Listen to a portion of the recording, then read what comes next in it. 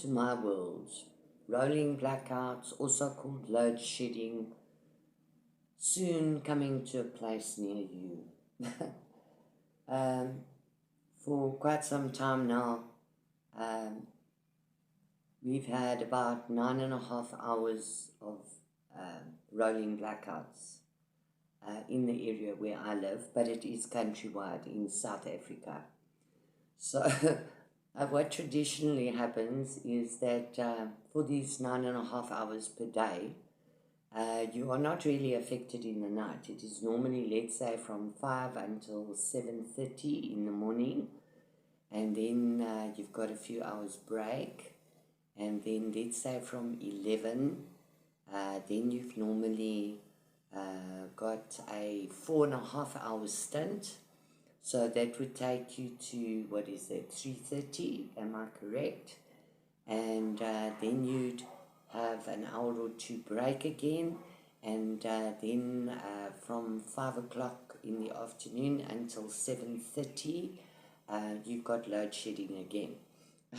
What is very interesting is that during the night last night, our cables were stolen. So now we're sitting without power since just after 12 o'clock last night. So it's now already been about 10 hours or so, and no chance of it coming on, even though we would have been in load shedding currently. But even the little time that we would have had in being able to charge phones, sort out a little bit of food or whatever it is, unfortunately that has not been able to happen. What is very interesting is that speaking to my brother, my youngest brother, during this week, on the 20th of September, it was his birthday, so I gave him a call. And what he told me is that the trucks, when I say trucks, I'm talking about, I don't know what you guys would call it in your country, but I mean, we're talking about big things, long haulers. I'm not familiar with all the terminology you use within your country. But anyway, huge trucks that are, sorry, I've got a hair here that's into my eye. Anyway, these huge trucks were standing in a queue,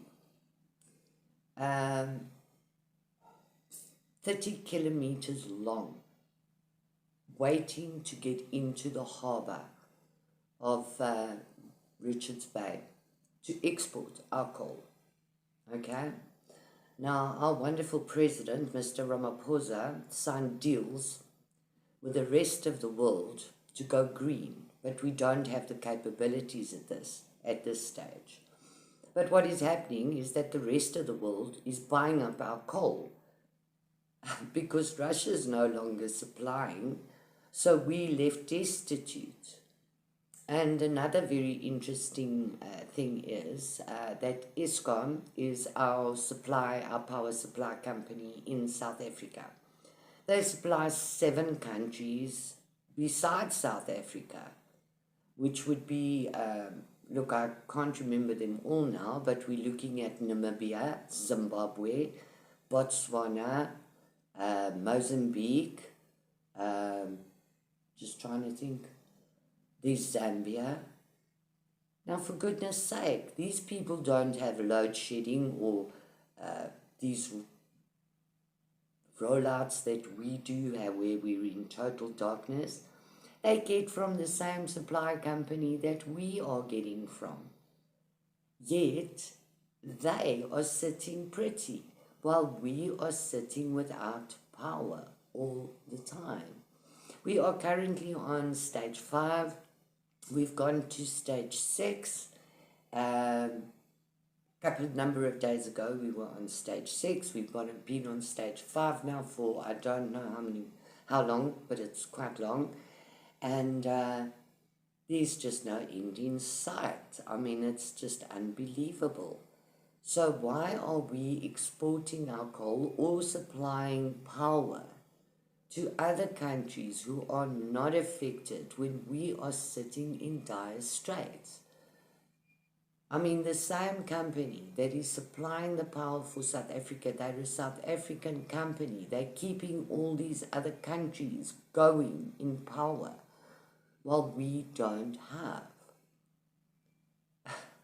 It's such a frustration, and people don't understand this. Today is preparation day for me. I mean, I am not going to get to that. But besides that, I mean, it's not even hugely inconvenient. Half the time, obviously, when you don't have power, your internet doesn't work because your Wi-Fi connection, unless you've got a mobile data. But you need to keep your phones charged. I'm sitting on a small holding here, which could be quite dangerous. I need to reserve my power so that I can, or no, my phone's battery, so that I could phone for help if something goes wrong, seriously. So I am of the opinion that South Africa has been used as a testing ground for many years, for many things that are currently now happening in the world. Our farmers have been attacked for many, many years and slaughtered very cruelly in the most horrific manners. And I believe this was a setup by people like George Soros, which supply the, he's funding Black Lives Matter and very radical parts or factions or whatever we want to call it in South Africa. So he gets these people to go up against the white farmers or even black farmers and kill them violently. I mean, their kids are burned to death. Their wives are raped and then murdered. But I mean, the torture that goes before the actual killing is the most horrific torture. Now we have other moves being pulled in the world where, I mean, there's lots of food plants that have just suddenly miraculously exploded, and this has happened and that's happened, and they've had to close down, and farmers, Bill Gates have bought out most of the farms in America. So we are sitting, they are causing a food shortage. They are killing us in more ways than one. Their agenda is evil, very evil.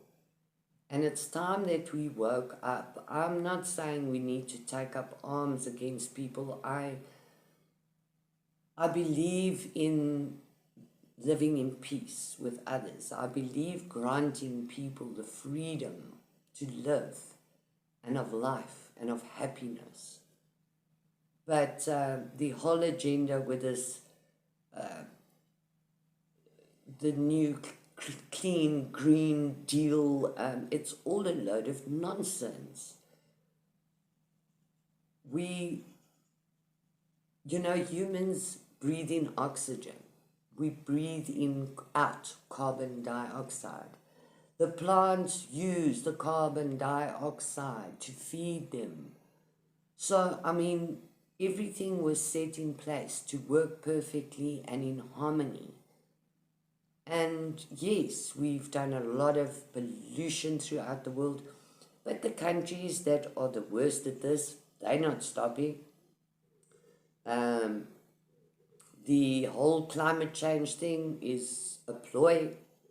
It is another way of getting humanity under control for this great reset that we're looking at.